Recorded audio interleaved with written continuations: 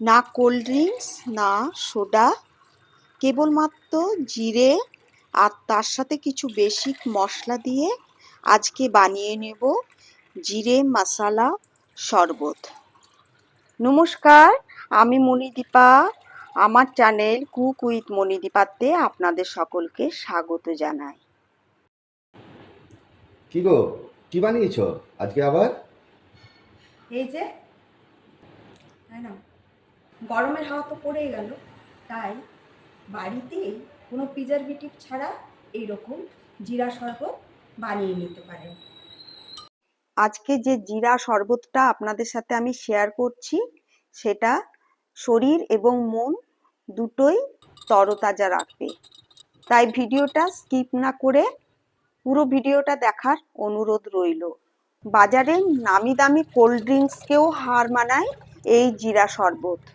প্রথমে একটা পাত্রের মধ্যে 1 লিটার জল দিয়ে তার মধ্যে কিছু পুদিনা পাতা দিয়ে পাতিলেবুর কিছুটা জেস্ট নিয়ে নেব। পাতিলেবুর ওপরে অল্প একটু ছাল নিয়ে নেব, বেশি নেব না, নিলে কিন্তু তেতো লাগবে। 1 টুকরো আদা একটু ঘষে নেব। আমি যে জিনিসগুলো দিয়েছি প্রত্যেকটা জিনিসের খুব ভালো একটা ফ্লেভার আছে, তাছাড়া হজমের জন্যেও এই ইনগ্রিডিয়েন্টসগুলো খুব কার্যকরী।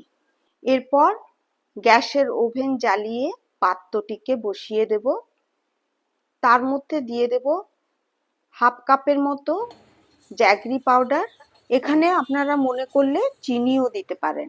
5 মিনিট জলটা ফুটিয়ে যখন খুব সুন্দর একটা অ্যারোমা বেরোবে, তখন জলটা ঠান্ডা হতে রেখে দেব।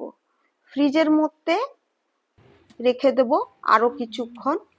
এরপরে আমি জিরা শরবতের সিরাপটা বানিয়ে নেব। এখানে আমি 7 চামচের মতো জিরা নিয়ে নিয়েছি, তার সাথে 2 চামচ গোটা গোলমরিচ আর 2 চামচ গোটা মৌরি। মশলাগুলোকে হালকা করে ভেজে নেব যতক্ষণ না সুগন্ধ বেরিয়ে আসে। মশলাগুলো ঠান্ডা হয়ে এলে মিক্সার গ্রাইন্ডারের মধ্যে গ্রাইন্ড করে নেব।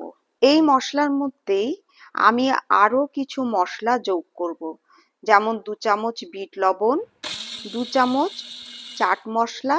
আরও একবার সমস্ত মশলাগুলো খুব ভালো করে পাউডার করে নেব।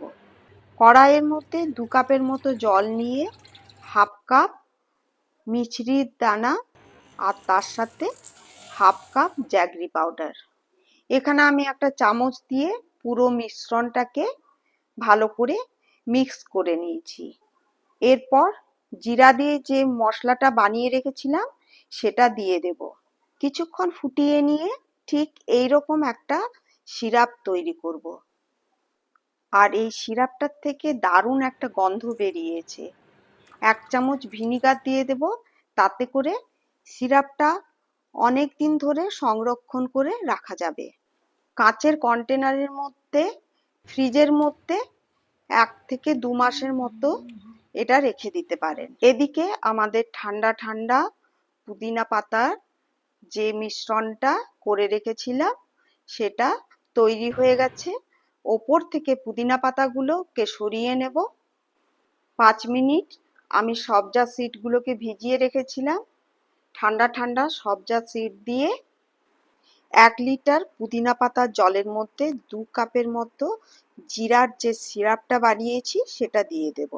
নুন মিষ্টিটা যদি কম লাগে তাহলে আপনারা আরও হাফ কাপ সিরাপ দিতে পারেন। পরিবেশন করব মন প্রাণ জোড়ানো এই জিরা শরবতের রেসিপি।